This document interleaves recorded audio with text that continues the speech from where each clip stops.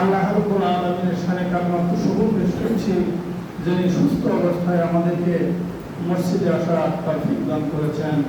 সেই মহান রব্বুল আলামিনের শানে কালিমাত শুকর। আলহামদুলিল্লাহ। মানবতার মুক্তির দূত সাইয়্যিদানা হযরত মুহাম্মদুর রাসূলুল্লাহ সাল্লাল্লাহু আলাইহি সাল্লামের মুক্তি আর অসংখ্য দরুদ ও সালাম আল্লাহুম্মা সাল্লি আলা মুহাম্মদ ওয়া আলা আলিহি ওয়া সাহবিহি ওয়া বারিক ওয়া সাল্লাম। সম্মানিত মুসল্লিবৃন্দ, আপনারা জানেন পবিত্র মাহে রমজানের পূর্বের জুমা থেকে পবিত্র মাহে রমজান সিয়াম এবং এর শিক্ষা গুরুত্ব পরিষদ গত জুমায় রমজান মাসের শিক্ষার উপরে সমাপনী বক্তব্য বা খুতবা প্রদান করা হয়েছে। আমরা যেখান থেকে ছেড়ে এসেছিলাম আলোচনা, সেখানে আমরা ফিরে যাচ্ছি।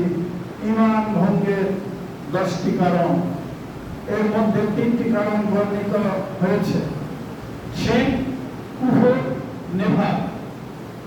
কারণ শিরক থাকলে তার ঈমান নষ্ট, কুফর থাকলে ঈমান নষ্ট, নিফাক বা মুনাফিকি থাকলে তার ঈমান নষ্ট। 4 নম্বর ঈমান নষ্টের যে কারণ, সেটি আজকে আপনাদের সামনে পেশ করব এবং সেটি আজকে খুতবার আলোচ্য বিষয়। তা হচ্ছে রাসূলুল্লাহ সাল্লাল্লাহু আলাইহি সাল্লামকে জীবনের সকল ক্ষেত্রে আদর্শ নেতা মেনে নিতে অস্বীকৃতি। আজকের আলোচ্য বিষয় হলো মুহাম্মদ রাসূলুল্লাহ সাল্লাল্লাহু আলাইহি সাল্লামকে জীবনের সকল ক্ষেত্রে আদর্শ নেতা হিসেবে গ্রহণ করতে অস্বীকৃতি জানানো ঈমান ভঙ্গের 4র্থ কারণ। 4 নম্বর কারণে সম্মানিত মুসলিমবৃন্দ, প্রতিদিন নিয়মিতভাবে আমরা শুকরিয়া জ্ঞাপন করি এই মেম্বরে উঠে। কারণটা সামান্য একটু উপলব্ধি করার জন্য আপনাদেরকে বলছি যে সবসময় আল্লাহ শুকরিয়া করবেন। আল্লাহ যতক্ষণ হায়াতটা দিয়ে রেখেছেন, সময়ে অসময়ে চলতে ফিরতে উঠতে বসতে আল্লাহ শুকরিয়া করবেন যে আল্লাহ সুস্থ রেখেছেন, আল্লাহ আমাকে বেঁচে রেখেছেন, হায়াত দিয়ে রেখেছেন। কালকের আগের দিনের ঘটনা আপনারা অনেকেই জানেন।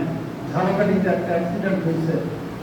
সেই সড়ক দুর্ঘটনায় গতকাল পর্যন্ত শুনলাম 14 জন নিহত।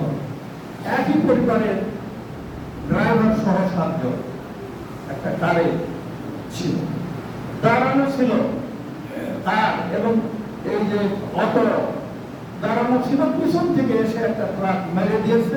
দেওয়ার ফলে এই 14 জন লোক, তার মধ্যে 11 জন স্পটেই মারা গেছে। একেবারে চ্যাপটা লাগে, সব মাথা একেবারে ঘেরু বের হয়ে গিয়ে মানুষ ওখানেই মারা গিয়েছে 10-11 জন, আর বাকি কয়েকজন হাসপাতালে গিয়ে মারা গেছে। অথচ লোকগুলো পথ চলছিল না, গাড়ি দাঁড়ানো।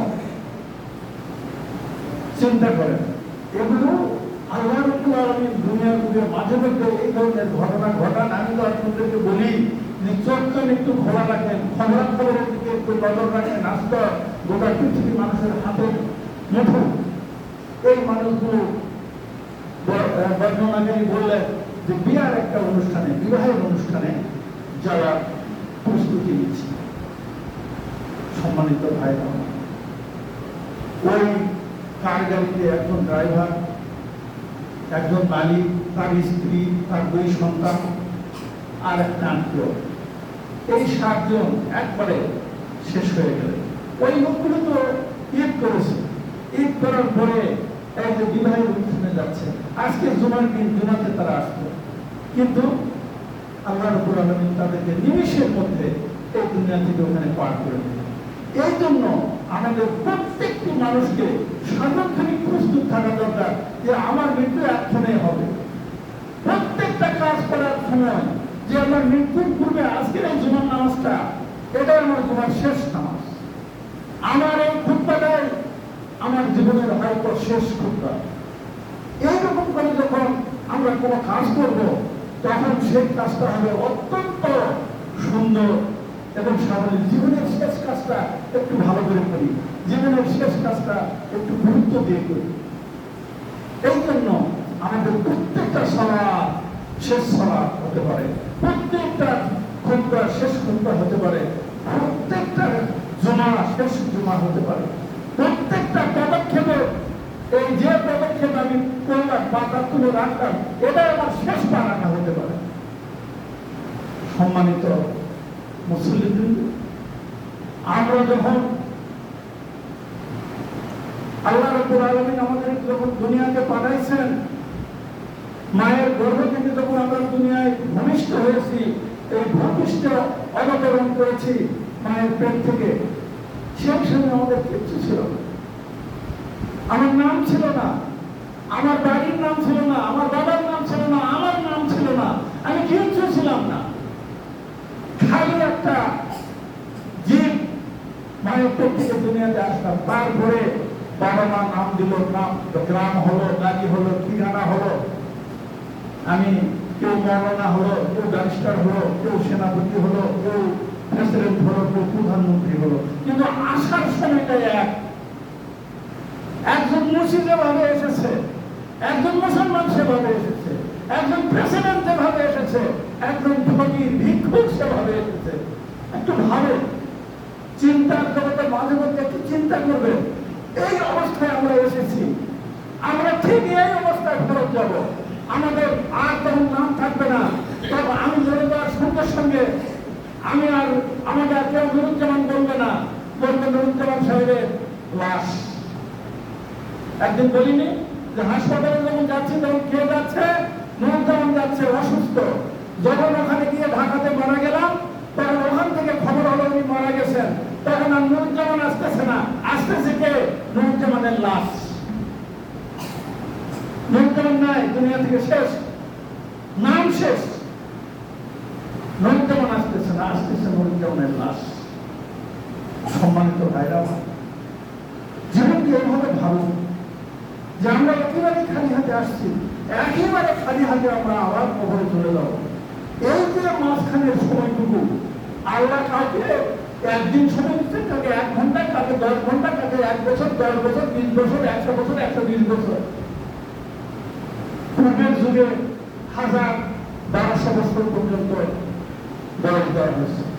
আদম আলাইহিস সালামের বয়স 1200 বেশি ছিল, নূহ আলাইহিস সালামের বয়স 1000-এর বেশি ছিল। আর অন্যান্যদের ব্যাপারে বলা হয়, তাহলে ওই যুগের মানুষ হয়তো ওরকম হায়াত তাদের ছিল। কমতে কমতে আমরা এখন 50-60-এর দরজায় পৌঁছে গেছি। এই জীবনটাকে একটু ভাবতে হবে, বুঝতে হবে আপনি কি, আপনি কি, আপনি কিচ্ছু না, আপনি কিচ্ছু ছিলেন না, আপনার কিছু ছিল না, নাম ছিল না, ধাম ছিল না, সেই মানুষ আপনি। আপনি যখন যাবেন আপনার কিচ্ছু থাকবে না, আপনি বেনামি লাশ দ্বারা কবরে চলে যাবেন। তাহলে এত অহংকার, এত শক্তি, এত কাজী, এত আল্লাহ বিরোধিতা, আল্লাহর কোরআনের বিরোধিতা, নবীর বিরোধিতা, নবীর আদর্শের বিরোধিতা কেন কেন করছে মানুষ? এত অহংকার কেন করছে? আসে তোমার পালদারি, নিষ্ঠাদারি, দুবাই এলাকার খালিফাতুল বুরুজ আছে, বিশাল 165 তলা বিল্ডিং, আসাটা কি হলো? ও তো লাশটা কবরে যাবে খালি হাতে। আপনার 100 বিঘা জমি আছে, 100টা বাড়ি আছে, কি হয়েছে? আপনি আজকে টিএমও, আপনি ইএমও, আজকে আপনি চেয়ারম্যান, আপনি আজকে প্রধানমন্ত্রী, আপনি প্রেসিডেন্ট, হয়েছে কি? কয়েকদিন পর খালি হাতে কবরে যাবে।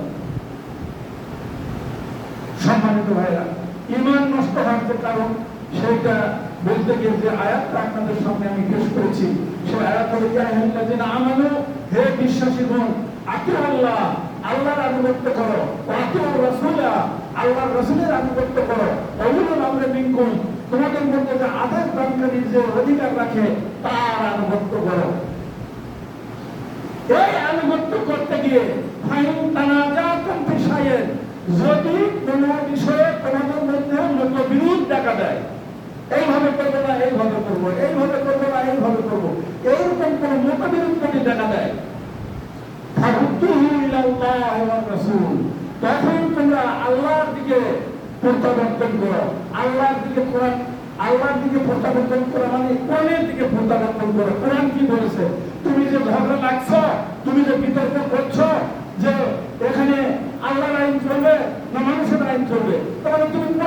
যাও, এরকম যদি বিবেক দেখা যায় তাহলে কোরআনের দিকে যাও, আর রাসূলি এবং রাসূলের দিকে যাও, রাসূলের হাদিস কি বলে, আল্লাহর কোরআন কি বলে সেদিকে যাও। তুমিনুনা বিল্লাহ, এবং আল্লাহর কোরআনে যা আছে ওইটাকে বিশ্বাস করে নাও, আর ওয়াল আখিরে এবং আখিরাতের উপরে ঈমান রাখো।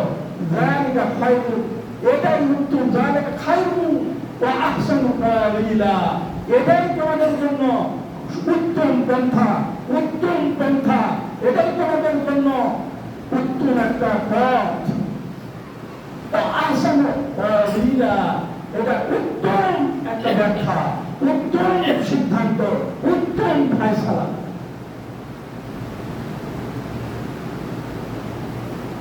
আল্লাহ রাব্বুল আলামিন এইখানে একটা বলছেন, সূরা আল ইমরানের ৩১ নম্বর আয়াতে বলছেন, ইন কুনতুম তুহিব্বুনাল্লাহ, ইন কুনতুম তুহিব্বুনাল্লাহ, যদি তোমরা আল্লাহকে ভালোবাসো তাহলে ফাত্তাবিউনি, আমি রাসূল আমার ইত্তেবা করো।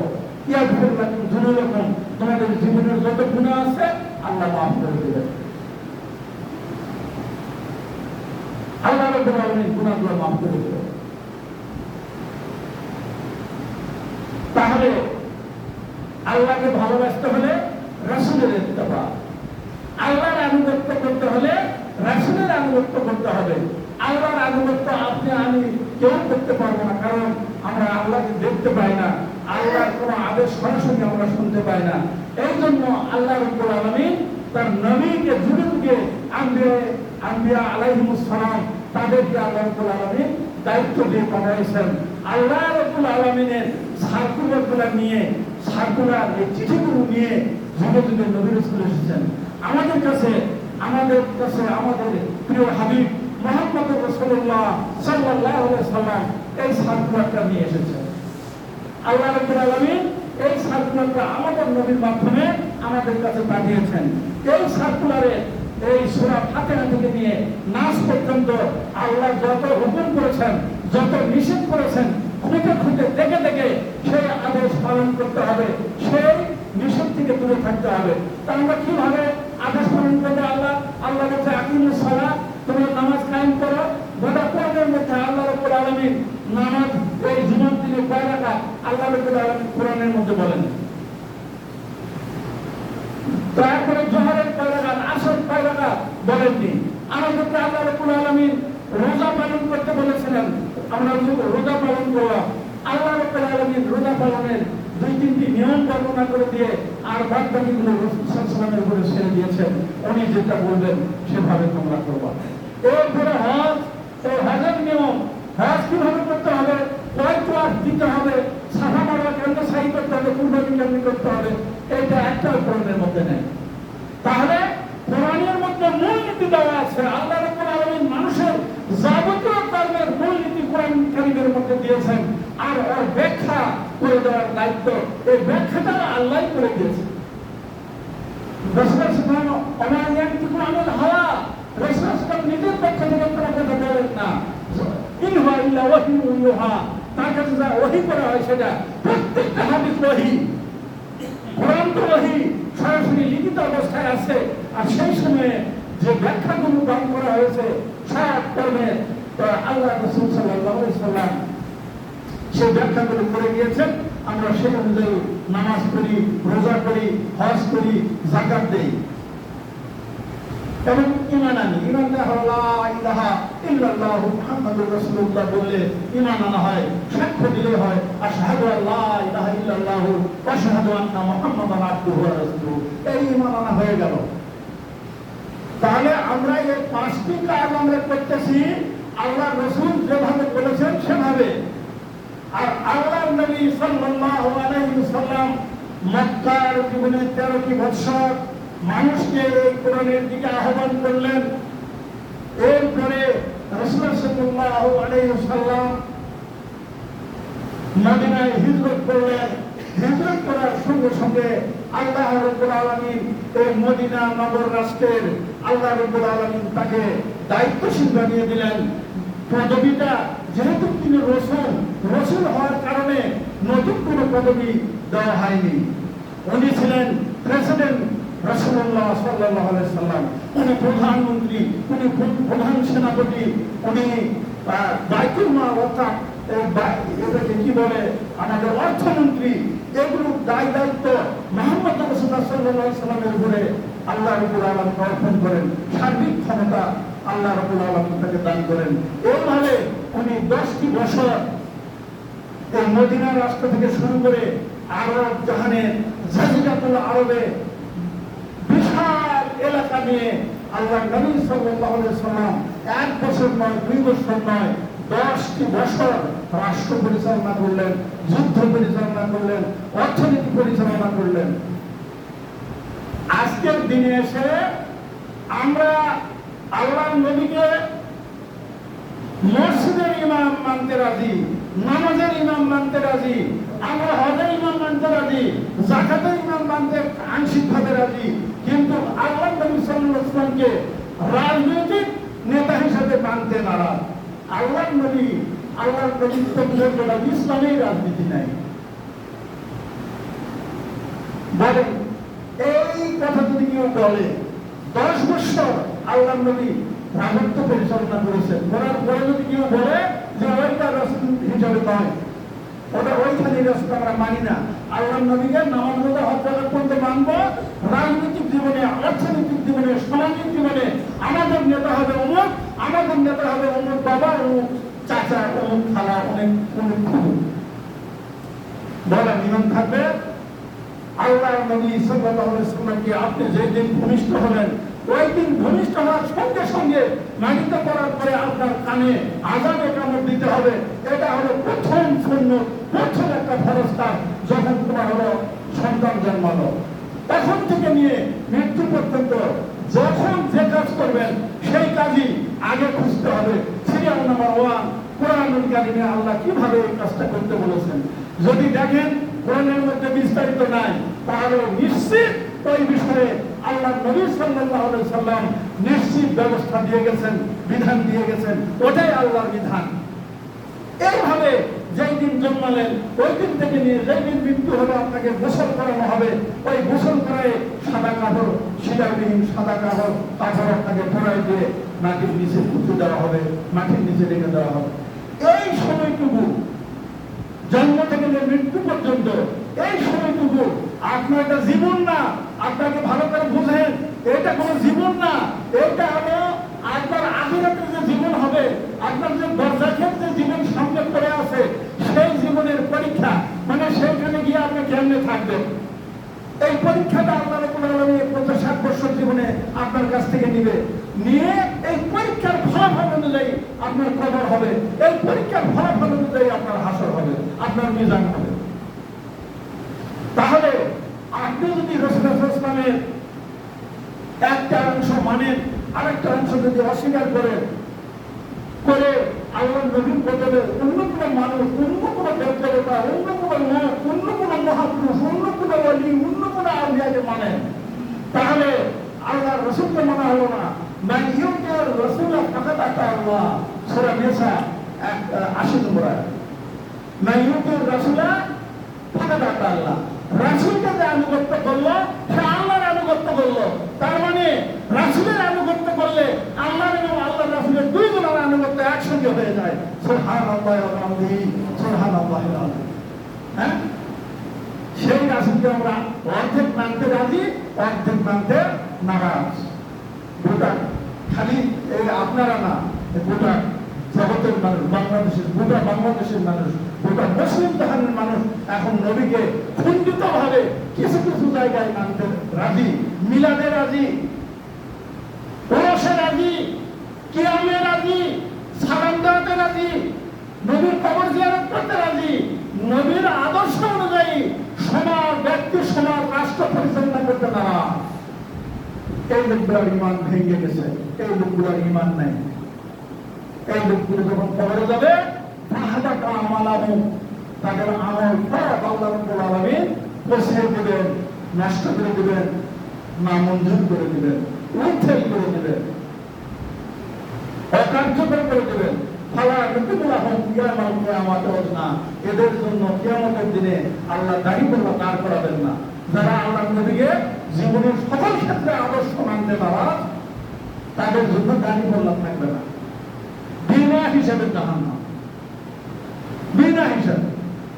এখন আপনারা যাই যে শুনলেন এবং যারা এই মিডিয়ার বদৌলতে শুনবেন, আপনারা বিচার করুন, আপনারা অনুমান করুন, পরীক্ষা নিরীক্ষা করুন।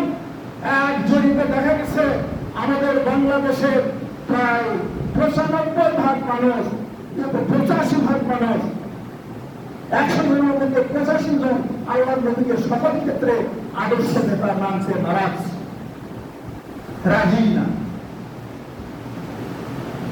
সম্মানিত ভাইরা আমার, মৃত্যু যে কোনো মুহূর্তে এসে যেতে পারে, যে কোনো মুহূর্তে আপনার আয়ুষ্কাল পরীক্ষার এই সময় শেষ হয়ে যেতে পারে। এই আমার মতো লোক যারা, এদের ধরো পরীক্ষার ১৫ মিনিট থাকতে যে ঘন্টনি দেওয়া হয়, ওয়ার্নিং, আমাদের ওয়ার্নিং কিন্তু একেবারে 100% দেখেন, দেখেন দাঁত দেখেন ভাঙে গেছে, দাঁত ভেঙে গেছে, চোখ চশমা ছাড়া দেখতে পায় না, কানে কম শোনা যায়, জোরে আগে চলাচল দৌড়াদৌড়ি করতে পারতাম, এখন আর পারি না, শুয়ে উঠতে কষ্ট হয়, বসলে দাঁড়াতে কষ্ট হয়, প্রস্রাব পায়খানা করতে কষ্ট হয়। এগুলো সব সিগনাল যে তোমার সময় শেষ হয়ে যাচ্ছে, সময় শেষ, তোমার সিগনাল হয়ে গেছে। এখন শুধু খালি লাস্ট সিগনালটা আসা, বেরিয়ে আসো, তোমার আর দুনিয়াতে ১ সেকেন্ড থাকার সুযোগ নাই, পরীক্ষার হলে আর থাকার সুযোগ নাই, বেরিয়ে আসো, তোমার পরীক্ষা শেষ। সবার জন্য এটা কার্যকর।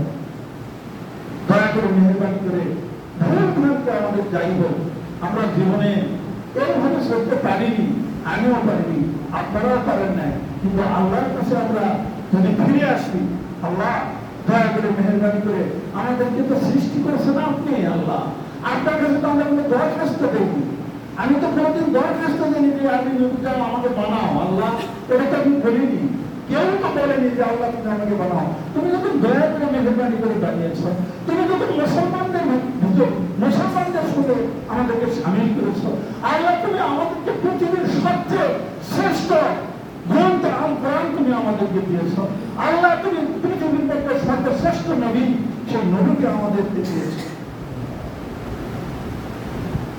আল্লাহ দুনিয়ার মধ্যে সর্বশ্রেষ্ঠ মনোনীত ধর্ম ইসলাম, পূর্ণাঙ্গ জীবন বিধান, আল্লাহ তুমি এটা আমাদেরকে দিয়েছ। এত বড় নিয়মের যখন আল্লাহ তুমি দিয়েছ, আমরা গুনাহগার আল্লাহ, আমরা বহু পাপ করেছি রব্বুল আলামিন, আমরা এই আলোচনার মাধ্যমে, ঈমান ভঙ্গের এই কারণের মাধ্যমে আমরা বুঝতে পারলাম আমাদের ভুল হয়েছে। আল্লাহ আজ থেকে আমরা তওবা করছি, জীবনের সকল ক্ষেত্রে মুহাম্মদ রাসূলুল্লাহ সাল্লাল্লাহু আলাইহি ওয়াসাল্লামকে আদর্শ নেতা মেনে জীবনযাপন করব, মৃত্যু পর্যন্ত আল্লাহর নবীর আদর্শের বিপরীতে কখনো দাঁড়াবো না। আল্লাহ তুমি আমাদেরকে তৌফিক দাও। সম্মানিত ভাইরা আমার, পরিশেষে সূরা ফুরকানের ২৭ নম্বর আয়াতটা আপনাদেরকে শুনিয়ে দিই। সেখানে আল্লাহ রাব্বুল আলামিন বলছেন, ইয়ামা ওয়া ইয়ামা ইয়া আযু যালিমু আলা ইয়াদাইহি। সেই দিন মানে কি? এই যে বিচারের দিনে, বিচারের দিনে এই জালিম যারা আল্লাহর নবীকে আদর্শ হিসেবে তারা মানে নেয়নি, নিতে পারেনি, তারা কি করবে? তাদের দুই হাতের আঙ্গুল কামড়াতে থাকবে, চাবাতে থাকবে, টিপতে থাকবে। দেখবেন যখন বড় বিপদ আপদ আসে, তখন মানুষ নখ চিন্তায়, নখ কামড়ায়, রাগ হলে এরকম করে। ওই রাগে তাকে হবে জালিমরা তাদের দুই হাত কামড়াতে থাকবে, ইয়া কুলু, আর তারা বলতে থাকবে, ইয়া লাইতানি তাখাসতু মা রাসূলি সাবিলা। হায় রে হায়, সর্বনাশ, আমরা যদি জীবিত থাকতে, আমরা যদি আমাদের রসুলের পথে যদি আমরা রওনা দিতাম, রসুলের পথ যদি গ্রহণ করতাম, রসুলকে যদি আদর্শ নেতা মানতাম, তাহলে আজকে আমাদের এই অবস্থা হতো না। ২৮ নম্বর আয়াতে বলা হচ্ছে, ইয়া লাইতানি লাম আত্তাখিজ ফুলানান খলিলা। হায় আফসোস, হায় আফসোস, হায় সর্বনাশ, এই লোকগুলোকে যদি আমরা ফলানা মানে অনেক লোক, অনেক নেতাকে, অনেক নেত্রীকে, অনেক মানুষকে, অনেক পীরকে, অনেক সাহেবকে যদি আমরা গ্রহণ না করতাম, লাম আত্তাখিজ ফুলানান খলিলা, তাদেরকে যদি আমি বন্ধু না বানাতাম, কতই না ভালো হতো।